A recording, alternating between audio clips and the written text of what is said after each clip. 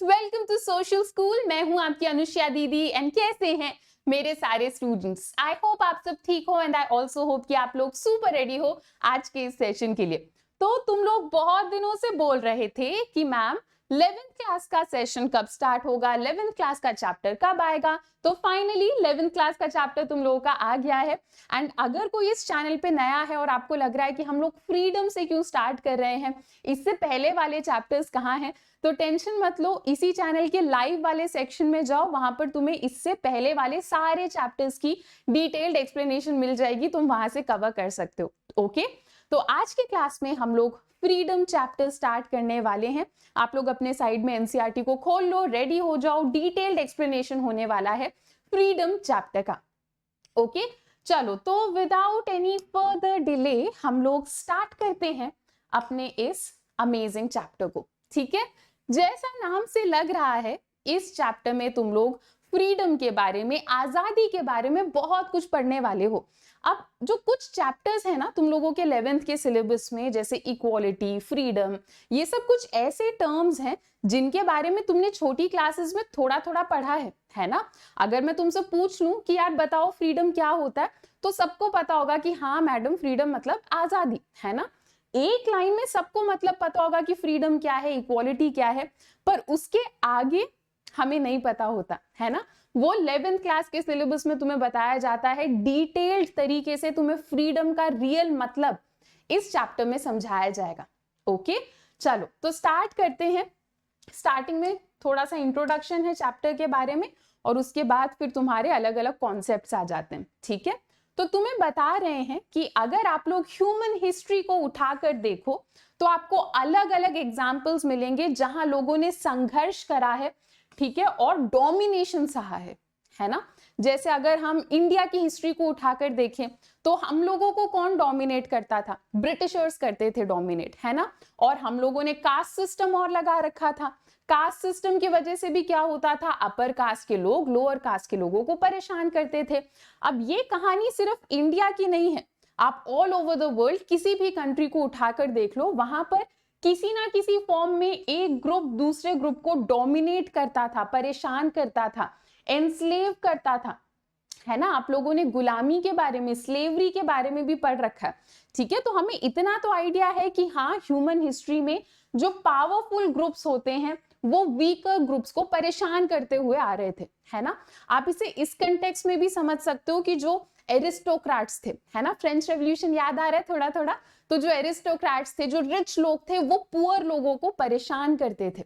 Okay, तो तुम्हें थोड़ा आइडिया दिला रहे हैं कि ह्यूमन हिस्ट्री में ऐसा रहा है कि लोग एक दूसरे को परेशान करते थे, है ना।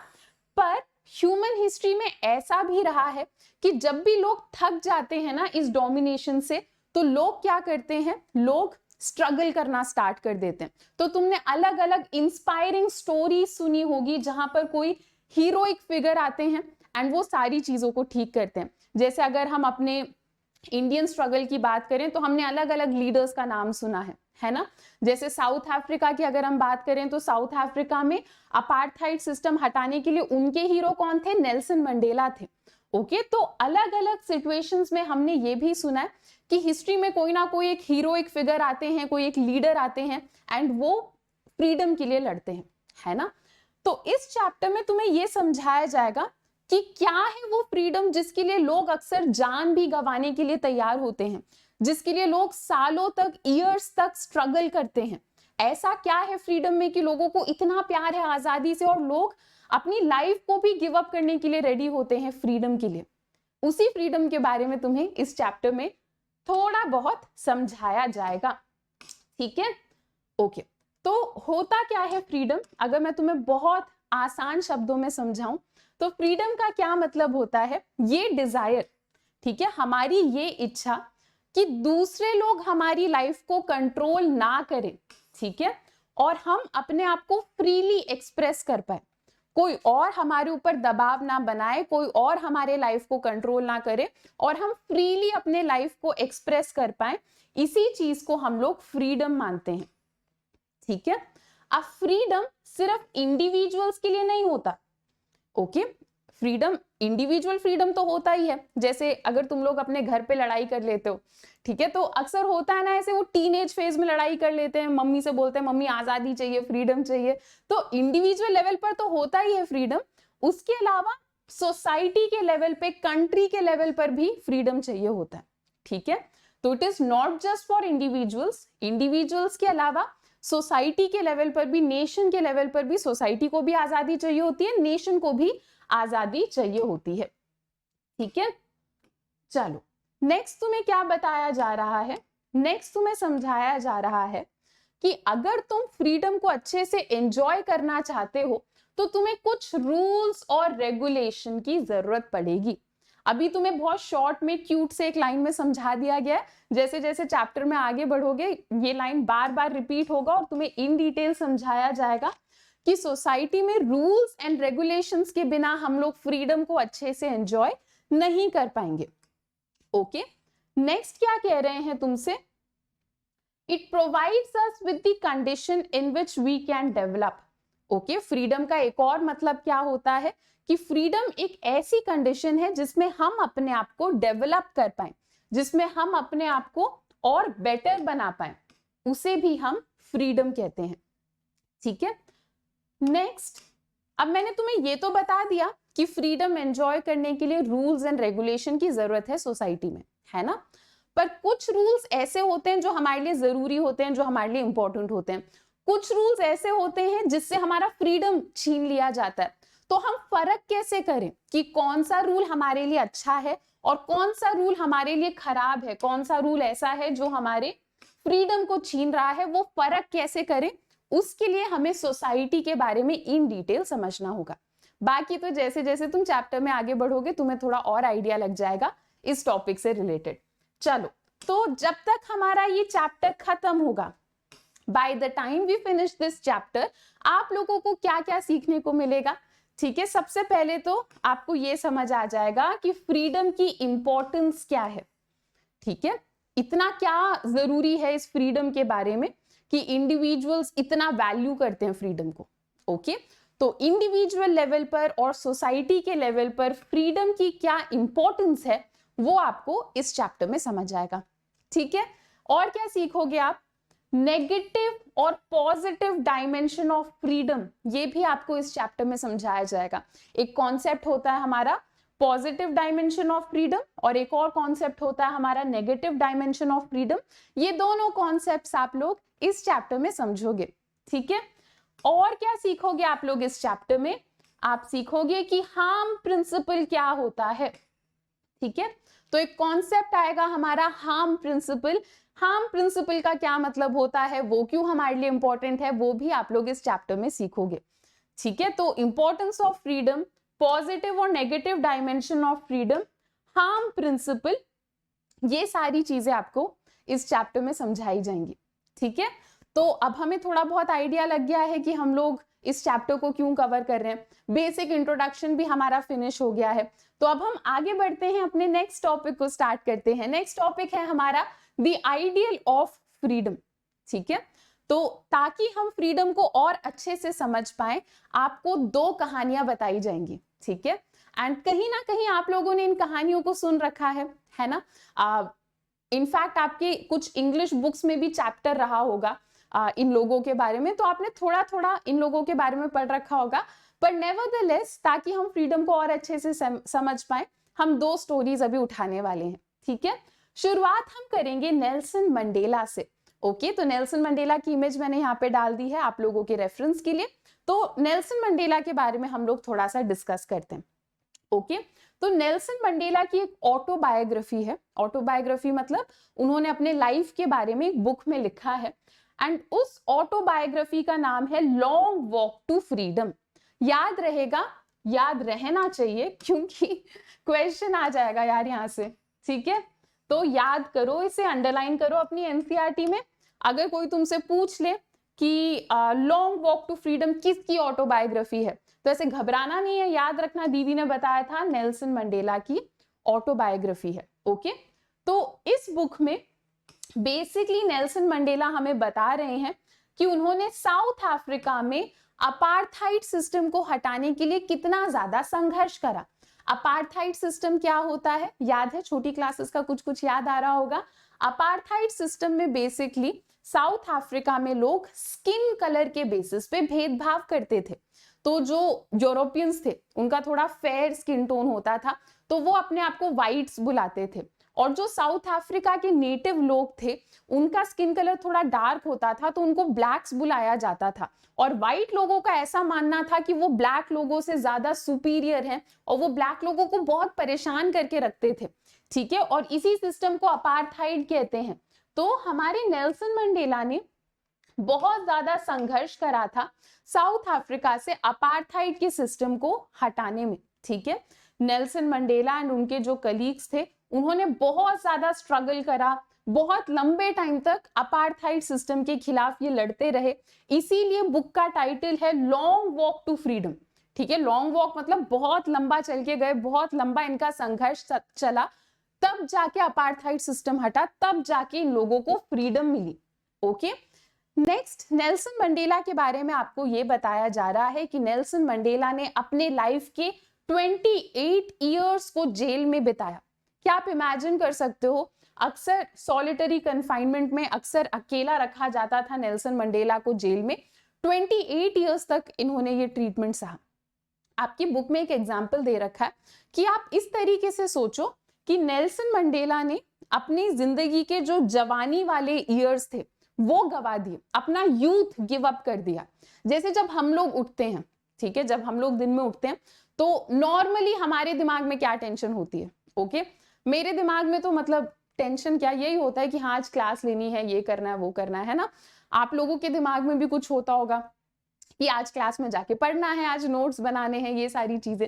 नॉर्मली हम लोगों के दिमाग में क्या टेंशन होती है कि यार उस दोस्त से जाकर मिलना है ना, आज हम लोग शॉपिंग जाएंगे, नए कपड़े पहनेंगे, आज हम ये गाना सुनेंगे, आज हम ये खाना खाएंगे, है ना, इस टाइप की चीजें चलती हैं।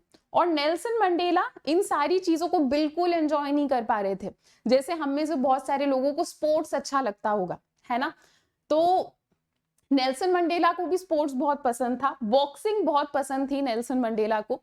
तो नेल्सन मंडेला को बॉक्सिंग बहुत पसंद थी, फिर भी वो बहुत टाइम तक जेल में थे, वो कुछ अपने पसंद का नहीं कर पाते थे, अपने किसी हॉबी को भी वो प्रैक्टिस नहीं कर पाते थे। तो सोचो, फ्रीडम लोगों को इतना पसंद है कि लोग ये सारी चीजें गिव अप करने के लिए रेडी होते हैं, है ना। अच्छा, इसमें याद रखना, जैसे हमें एनसीईआरटी में बता रखा है कि नेल्सन मंडेला लव्ड बॉक्सिंग, तो उन्हें बॉक्सिंग बहुत पसंद थी। तो एक बार मैंने किसी ऐसे एमसीक्यू को अपने स्टूडेंट को दे दिया था और पूछा था कि इनमें से कौन सा स्पोर्ट नेल्सन मंडेला को ज्यादा पसंद है।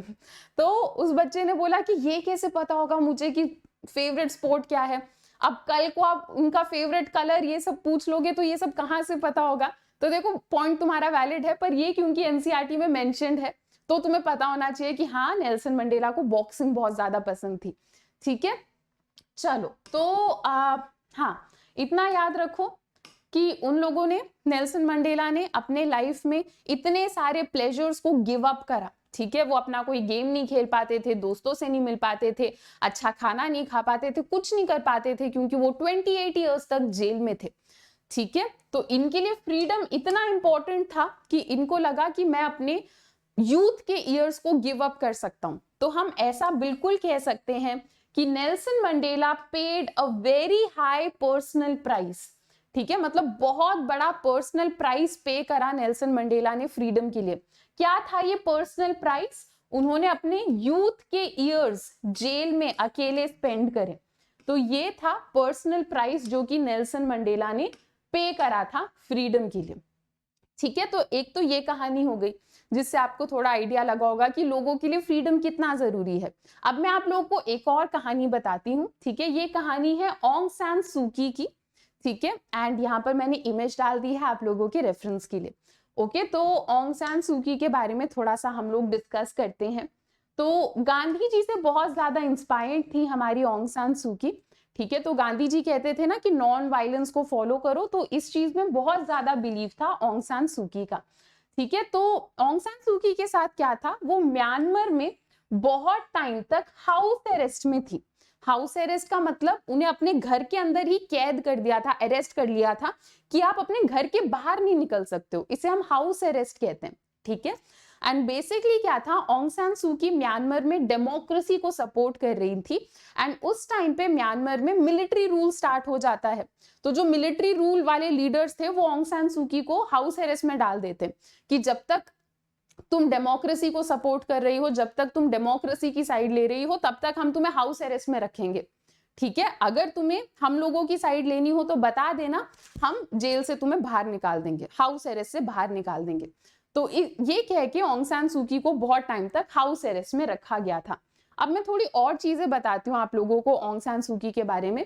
जैसे हमने नेल्सन मंडेला के बारे में पढ़ा कि नेल्सन मंडेला ने बहुत कुछ गिव अप करा अपने लाइफ में फ्रीडम के लिए, वैसे ही ऑन्ग सान सू की ने भी बहुत कुछ गिव अप करा फ्रीडम के लिए, ठीक है। तो ऑन्ग सान सू की एक हस्बैंड थे जो कैंसर के पेशेंट थे, ठीक है, and he was dying of cancer, cancer के पेशेंट थे एंड उनकी हेल्थ बिल्कुल सही नहीं थी, पर ऑन्ग सान सू की उनसे मिलने नहीं जाती थी। उनके जो हस्बैंड थे वो इंग्लैंड में थे और ऑन्ग सान सू की को डर लगता था कि अगर वो अपने हस्बैंड से इंग्लैंड मिलने चली गई तो ये लोग वापस ऑन्ग सान सू की को म्यांमार आने नहीं देंगे, और अगर ऑन्ग सान सू की वापस म्यांमार नहीं आ पाई तो यहाँ पे मिलिट्री रूल ही चलता रहेगा, कोई डेमोक्रेसी के लिए कुछ बोलेगा ही नहीं, ठीक है। तो ये अपने हस्बैंड से नहीं मिल पाती थी। इसके अलावा ऑन्ग सान सू की के बच्चे भी थे, चिल्ड्रन भी थे, ये उनसे भी नहीं मिल पाती थी। तो अब आप थोड़ा सा इमेजिन कर पा रहे हो कि फ्रीडम के लिए लोग कितना ज्यादा कॉम्प्रोमाइज कर लेते हैं, ठीक है। लोग फ्रीडम के लिए क्या कुछ गिव अप करने के लिए रेडी होते हैं, ओके। तो जैसे मैंने तुम्हें लॉन्ग वॉक टू फ्रीडम के बारे में बताया कि नेल्सन मंडेला की ऑटोबायोग्राफी थी, तो सिमिलरली ऑन्ग सान सू की ने एक बुक लिखी थी एसेस की, ठीक है, और उनके उस बुक का नाम था फ्रीडम फ्रॉम फियर, ठीक है। तो ऑन्ग सान सू की ने बार बार उनके हर एक बुक में, उनके ज्यादातर कोटेशंस में ये बोलती हैं वो कि उनके लिए असली आजादी का क्या मतलब है कि वो डर डर के जीना बंद कर दें, ठीक है। उनके लिए रियल फ्रीडम ये है कि कोई डर नहीं है उन्हें सोसाइटी में, ओके। तो जब लोग डरना छोड़ देते हैं, जब लोगों के ऊपर कोई डर नहीं होता सोसाइटी में, तभी वो प्रॉपर तरीके से, रिस्पेक्टेड तरीके से लाइफ जी पाते हैं, ऐसा ऑन्ग सान सू की ने कहा, ओके। चलो अभी मैं कुछ और चीजें बताती हूँ तुम्हें जो कि ऑन्ग सान सू की ने कही थी, एंड ये सारी चीजें देखो एग्जाम पॉइंट ऑफ व्यू से तो ये चैप्टर इंपॉर्टेंट है ही, तुम्हें आंसर सही सही लिख कर आना है तभी तुम्हारे नंबर बनेंगे, है ना।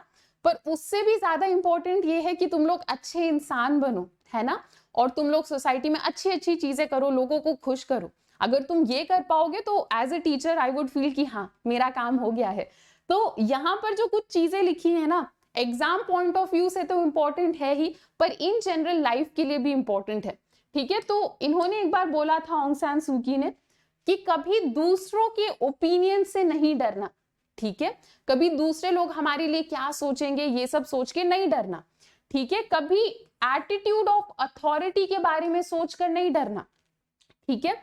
अथॉरिटी मतलब इस केस में जैसे म्यांमार में मिलिट्री रूल चल रहा था, तो वो उनके एटीट्यूड की बात कर रही थी कि वो लोग क्या सोचेंगे, अथॉरिटी में जो लोग हैं वो लोग क्या सोचेंगे, ये सोच के तुम्हें नहीं डरना है, ठीक है।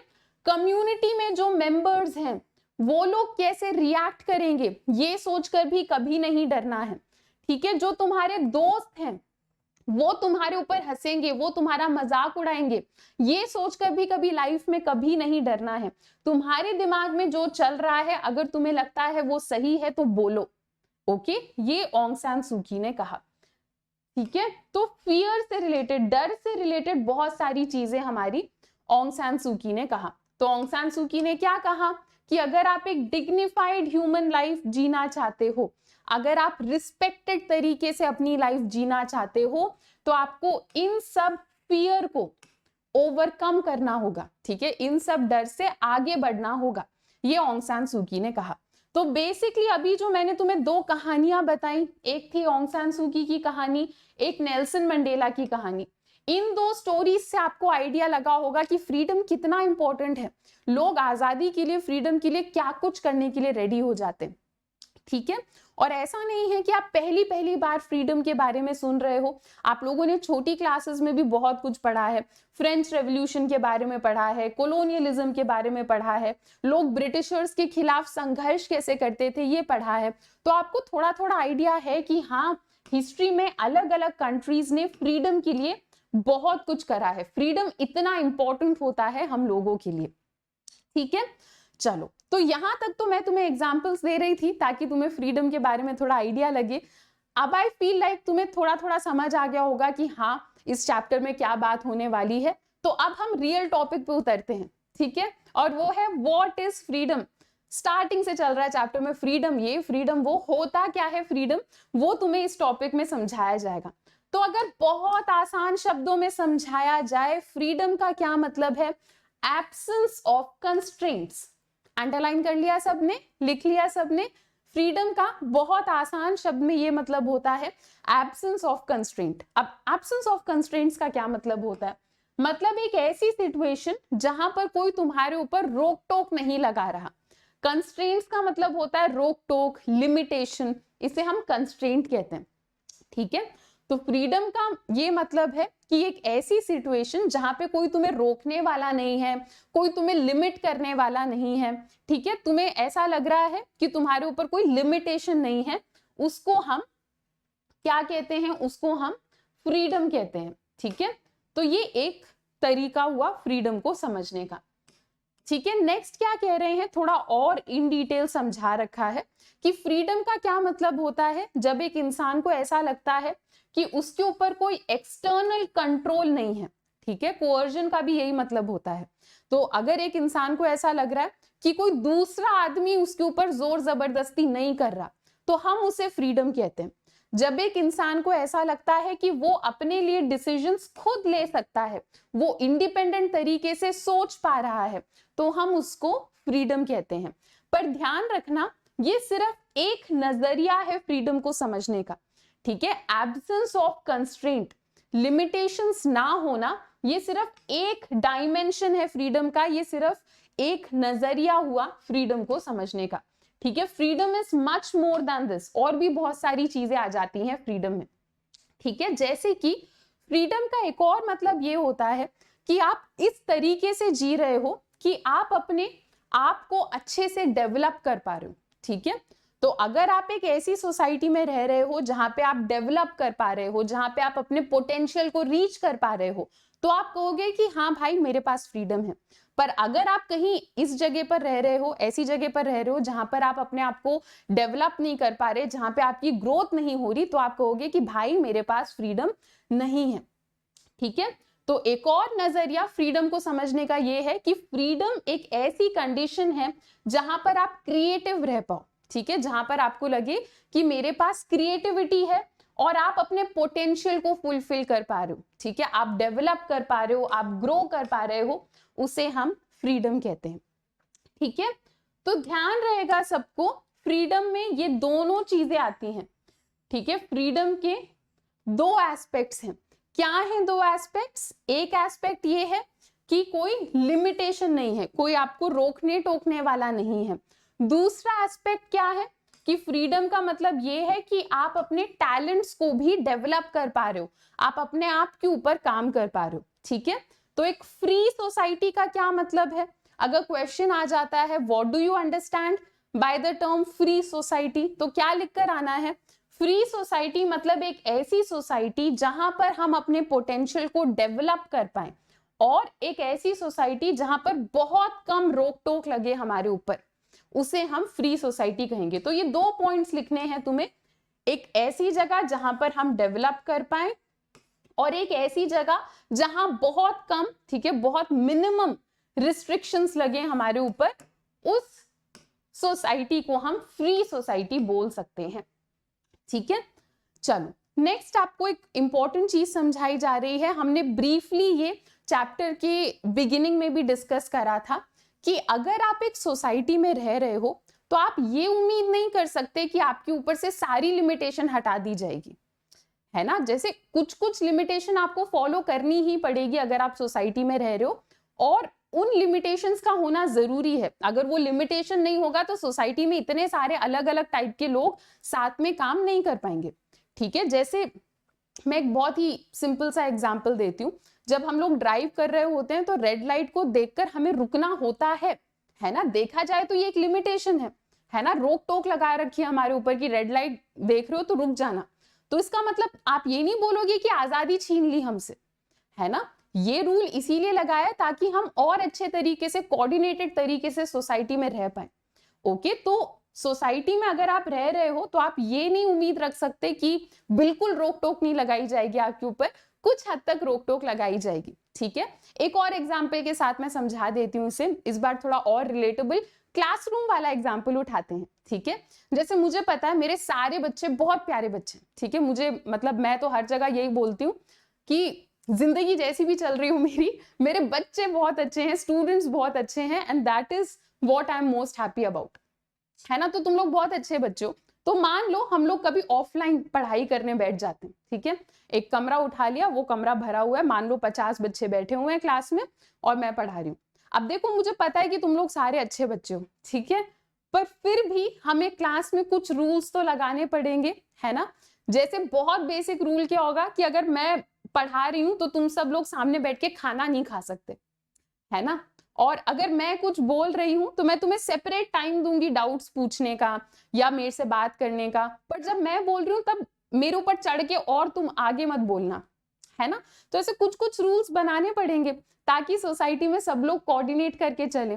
तो ये एक्सपेक्टेशन रखना कि बिल्कुल ही कोई रूल नहीं चाहिए, बिल्कुल ही कोई रिस्ट्रिक्शन नहीं चाहिए, उस तरीके से सोसाइटी नहीं चल पाती है।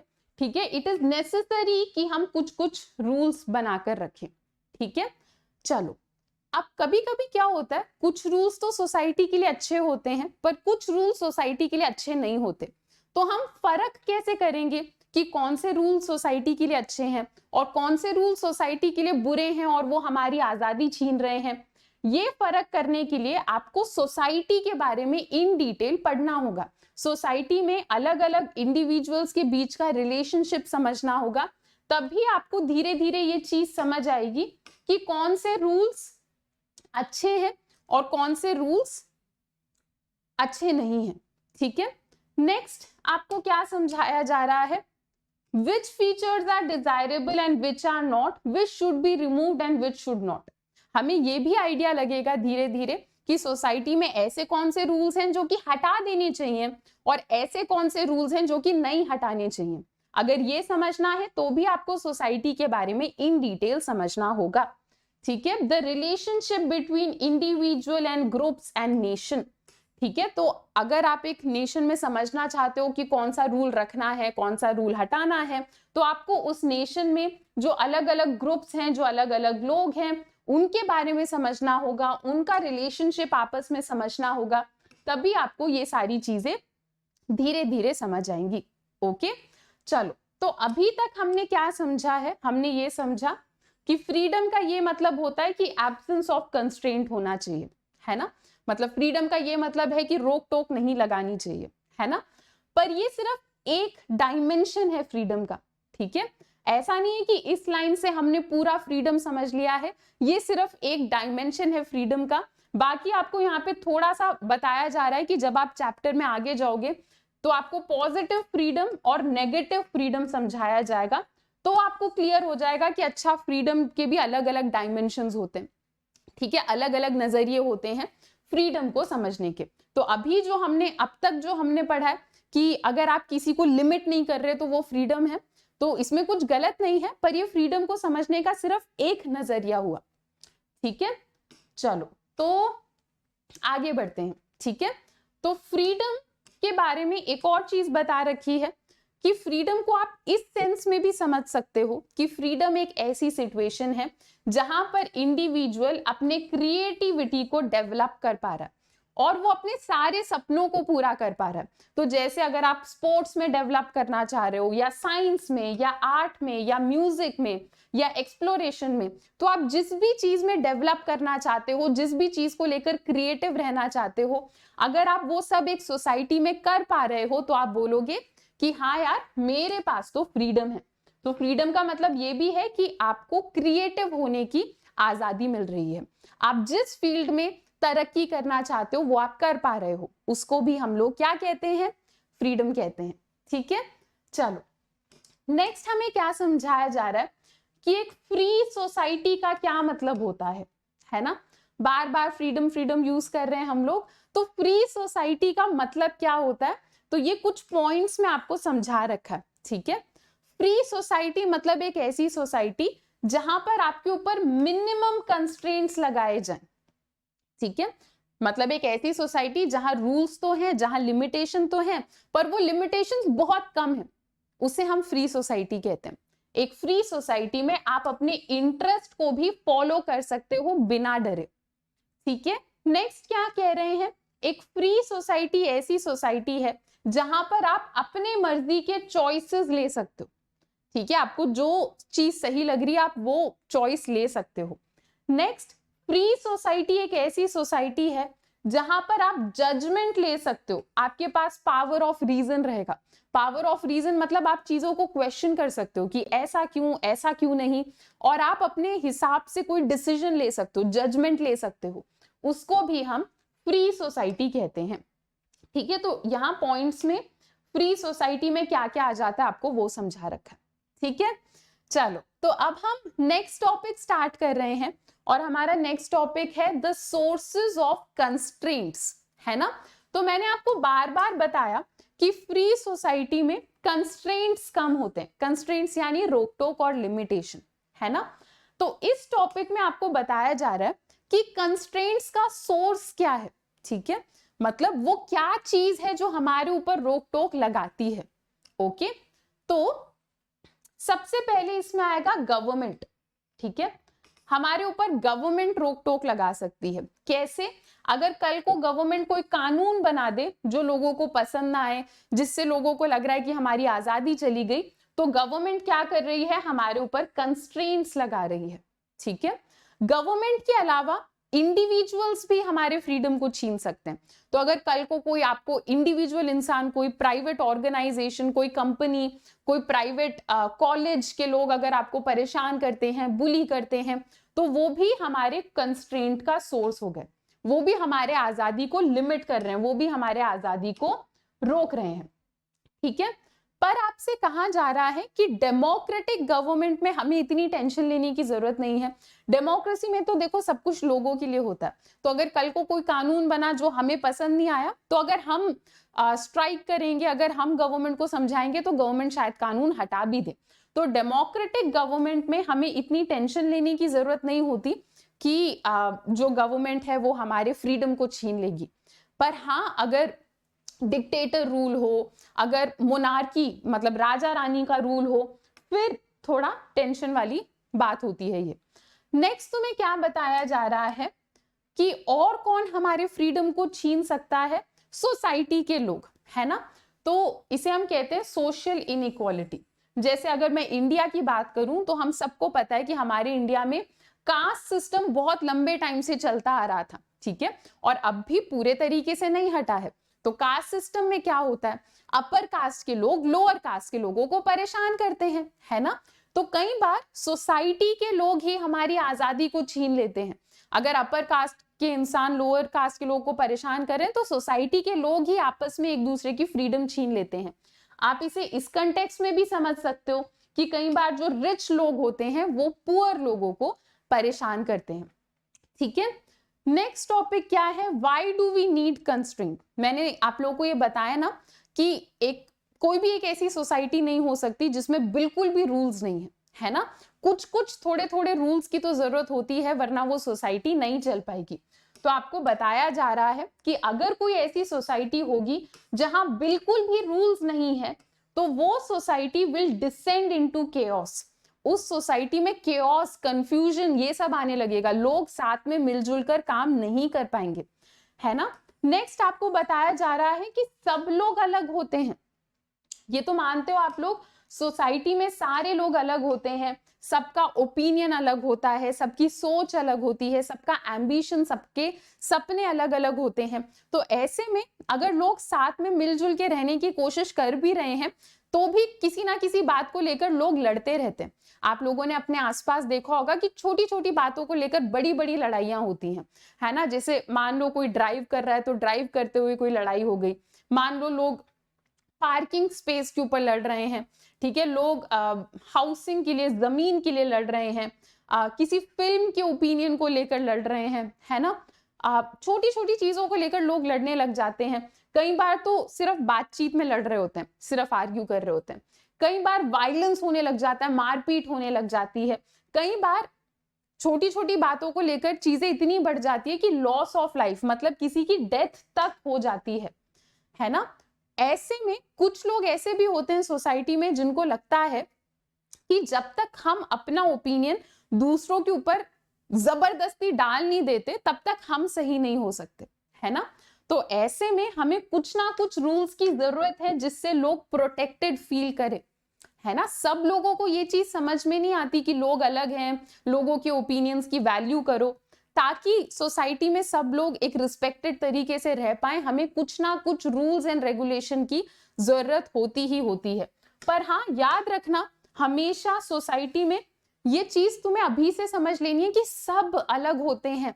आपने देखा होगा, जैसे अगर मैं अपना बताऊं तो मैं ना अपने बचपन में, मेरा एक बड़ा भाई है, तो मेरे और मेरे बड़े भाई की बहुत ज्यादा लड़ाई होती थी, ठीक है। तो अगर आप थोड़ा मतलब लॉजिकली सोचो तो भाई बहन खुद लड़ते हैं आपस में, है ना, जबकि वो तो सेम घर में है, उनका सेम अपब्रिंगिंग है, सारा सेम एनवायरनमेंट है, पर वो भी लड़ते हैं, है ना। तो ये चीज आपको बहुत जल्दी समझ लेनी है कि सब लोग अलग होते हैं, सबका ओपिनियन अलग होता है, सबका सोचने का तरीका अलग होता है, एंड इसमें कुछ गलत नहीं है, ठीक है, इसमें कोई गलत बात नहीं है। आपको लोगों के ओपिनियन की रिस्पेक्ट करनी है, ठीक है। जैसे मैं अगर तुम्हें बहुत बेसिक सा एग्जांपल दूं, ठीक है, तो दो फुटबॉलर्स उठा लेते हैं, ठीक है, मेसी और रोनाल्डो, ठीक है। तो मुझे जैसे मेसी बहुत ज्यादा पसंद है, तो अगर किसी और इंसान से मैं मिलती हूं और अगर मान लो उसे मेसी नहीं पसंद, उसे रोनाल्डो पसंद है, तो मुझे मतलब चिल रहना चाहिए कि हाँ, उसका ओपिनियन उसे कोई और पसंद आ सकता है। ऐसा नहीं कि मैं वायलेंस करके उस बेचारे का सर फोड़ दूं कि तूने ऐसे कैसे बोल दिया, ठीक है। तो याद रखो, we should be willing to respect differences of views. अगर लोगों के नजरिए हमसे अलग हैं तो हमें उस चीज की रिस्पेक्ट करनी चाहिए। हर बात पे वायलेंस करना जरूरी नहीं है, ठीक है। पर ये बात सबको सोसाइटी में नहीं आती है समझ, है ना। कभी कभी लोग हमें बुली करते हैं, कभी कभी लोग फालतू में भी बुली करते हैं, परेशान करते हैं। तो ऐसे में कोई ना कोई कानून होना चाहिए, कोई ना कोई लीगल प्रोटेक्शन हमारे पास होनी चाहिए, वरना सोसाइटी का काम नहीं चल पाएगा। वो लीगल प्रोटेक्शन हमें गवर्नमेंट देती है। तो इसीलिए बोला जा रहा है कि हर एक सोसाइटी में कुछ ना कुछ रोक टोक, रिस्ट्रिक्शन, लिमिटेशन जरूरी है, वरना वो सोसाइटी नहीं चल पाएगी। ये सेम चीज आपको तब भी समझाई जाती है जब आपको फंडामेंटल राइट्स पढ़ा रहे होते हैं। जैसे फॉर एग्जाम्पल, एक फंडामेंटल राइट होता है फ्रीडम ऑफ स्पीच, मतलब आपको जो चीज सही लगे वो आप बोल सकते हो। पर इसका मतलब ये भी तो नहीं है ना कि आप किसी को गाली वाली देकर एकदम रुला दो, है ना। रोक टोक लगा रखिए, लिमिटेशन लगा रखिए कि फ्रीडम ऑफ स्पीच का मतलब ये भी नहीं है कि कुछ भी बोल दो तुम, ठीक है। तो कोई भी सोसाइटी लिमिटेशंस के बिना नहीं चल सकती, लिमिटेशंस हमारे लिए बहुत ज्यादा जरूरी है, ठीक है। पर हम ये कैसे समझे कि ऐसे कौन से लिमिटेशंस हैं जो कि सोसाइटी में सही हैं और ऐसे कौन से लिमिटेशंस हैं जो कि सोसाइटी में गलत है। हम ये कैसे समझे कि वो कौन सी अथॉरिटी है जो हमारे ऊपर लिमिटेशन लगा सकती है और ऐसी कौन सी अथॉरिटी है जो हमारे ऊपर लिमिटेशन नहीं लगा सकती, ठीक है। क्या हमारे लाइफ में हर एक चीज ऐसी है जिसके ऊपर रोक टोक लगाना सही है, ठीक है, या क्या हमारे लाइफ में कुछ चीजें ऐसी भी हैं जिसके ऊपर कोई रोक टोक नहीं लगा सकता, जिसके ऊपर हमारी पूरी पूरी आजादी है। ये कुछ क्वेश्चंस हम अब अपने नेक्स्ट लेक्चर में कवर करेंगे, ठीक है। तो ये था हमारे फ्रीडम चैप्टर का पार्ट 1। पार्ट 2 आपका कल आ जाएगा सेम टाइम में, एंड पार्ट 2 के साथ आपका पूरा चैप्टर फिनिश हो जाएगा। ये तो रिकॉर्डेड क्लास थी, पर अगर आप लोग मेरे लाइव क्लास में आना चाहते हो तो आपको जब भी लाइव क्लास होगी इस चैनल के कम्युनिटी के सेक्शन में आपको लिंक मिल जाएगा, ठीक है। लाइव क्लास फ्री होती है बिल्कुल, एंड आपको उस लाइव क्लास को ज्वाइन करने के लिए कोड यूज करना होगा विच इज अनुष्या, कैपिटल में ANUSHYA। और ये कोड तो मुझे लग रहा है तुम्हें याद हो गया होगा, है ना? नहीं हुआ याद तो कर लो याद। अनुष्या कोड है आप लोगों का फ्री लाइव क्लास के लिए। एंड आप लोगों की डिमांड थी बहुत टाइम से कि ह्यूमैनिटीज का एक प्रॉपर कोर्स चाहिए आपको, तो we are working on it. आप लोगों के लिए एक प्रॉपर ऑर्गेनाइज्ड ह्यूमैनिटीज का कोर्स भी हम लेकर आएंगे। एंड जब वो कोर्स आएगा तो उस कोर्स को ज्वाइन करने के लिए भी आपको यही कोड यूज करना है, अनुष्या, ताकि आप लोगों को मैक्सिमम डिस्काउंट्स मिल सके। इसके अलावा आप लोग हमारे साथ टेलीग्राम पर भी जुड़ सकते हो, ठीक है। तो टेलीग्राम चैनल का लिंक आपको इसी वीडियो के डिस्क्रिप्शन में मिल जाएगा। एंड अगर आप टेलीग्राम चैनल ज्वाइन करोगे तो जब भी लाइव क्लास होती है तो लाइव क्लास से पहले मैं वहां पर भी लिंक भेजती हूँ टेलीग्राम चैनल पर। एंड इसके अलावा जैसे ही ये चैप्टर फिनिश होगा, इस चैप्टर के नोट्स भी आपको टेलीग्राम चैनल पर मिल जाएंगे। तो टेलीग्राम चैनल सारे बच्चे ज्वाइन कर लेना, ताकि हम लोग थोड़ा कोऑर्डिनेट कर पाए एक दूसरे को। कुछ अगर मतलब स्पेशल इवेंट होता है या कोई डिफरेंट क्लास होती है, स्पेशल क्लास होती है, तो मैं ये सारी चीजें आपको बता पाऊं। इसके अलावा एवरी संडे हमारा एक क्विज भी होता है। तो इस पूरे वीक आप लोग जो कुछ भी मेरे साथ पढ़ोगे उससे रिलेटेड एक क्विज इस संडे को होगा। वो क्विज हमारा ऐप पर होगा, लाइव क्लास होगी। उसका भी लिंक आपको हमारे कम्युनिटी के सेक्शन में मिल जाएगा, या फिर मैं आपको टेलीग्राम में भेज दूंगी, ठीक है। तो अगर आपको लगा कि ये क्लास आपके लिए हेल्पफुल है तो वीडियो को लाइक करो, चैनल को सब्सक्राइब करो और इस वीडियो को अपने सारे दोस्तों के साथ शेयर करो। सबको बताओ कि इस चैनल पर ह्यूमैनिटीज की प्रिपरेशन होती है। ओके, चलो, तो बेसिकली आज मुझे आप लोगों को इतना ही कराना था। बाकी की चीजें अब हम अपने नेक्स्ट लेक्चर में कंटिन्यू करेंगे। Till then, bye bye, take care and thank you.